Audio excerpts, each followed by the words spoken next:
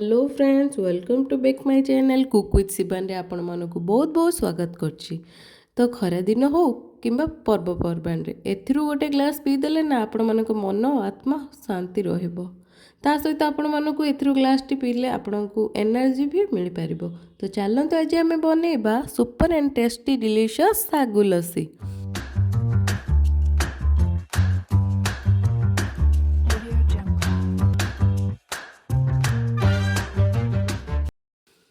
तो सागु लस्सी पे मु एठी नेछि काजू और किछि आलमंड को मु गरम पानी रे भिजी कि ता चुप्पा छड़े दीछि। तो ताकू एबे हमें मिक्सी रे पकेगी ताकू एबे ग्राइंडर करनवा। तो आउ किछि गलमरीच आउ अलैच को नेछि। ता सहित मु मिठाली अंश आसीबा पय मु एठी नेछि मिसिरी को। आपण माने चाहिले चीनी भी नै परिबे। तो एबे ताकू एबे ग्राइंडर करी नहीं के आसिली। तो देखि परथुए केमति देखा जाउछु। तो एबे हमें चिया सीड्स को बतरे दबा। तो एबे सागु लस्सी पे सागु को भी बतरे नहीं थिली। तो एबे सागु बतरीला परे एमिति देखंतु बड़ बड़ दाना हेकी आसिला। तो एबे सागु को भी पके नबा।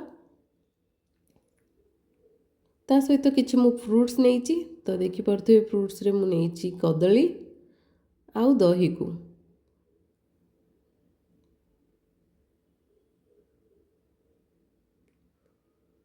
ता सहित मु नड़िया आउ छेना को भी नेछि। तो एबे छेना को और नड़िया को भी दे दबा।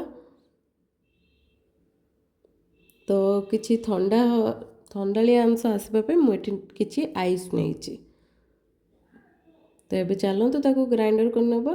तो एबे देखंतु हमर बनी गला सागु लस्सी। तो एबे देखंतु टिके चिया सीड्स भी बतरी गला केमती बड़ बड़ हो जाइछि देखंतु।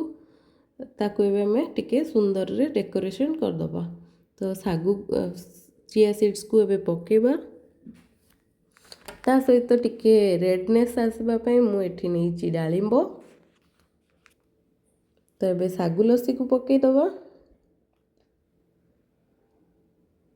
आउ किछि ऊपर टिके सुंदर देखा जिबा पे मु एठी नै नड़िया कदली आउ टिके टेस्ट आसबा पे मु एठी नेछि राबड़ी। आपण माने चाहिले राबड़ी नै परिबे नहले स्किप भी करि परिबे। ता सहित एठी मु डालिंबो टिके रखि देली ऊपर। ता सहित एठी काजू टिके आउ टिके सुंदर देखा जिबा पे मु टिके एडी गोटे चेरी नेछि। तो आजिर डिलीशियस सागु लस्सी बनी गला। तो आपण मानकु केमती लागला आपण माने घरे बनेइकी मो सहित शेयर करंतु। रहूची नमस्कार, जय जगन्नाथ।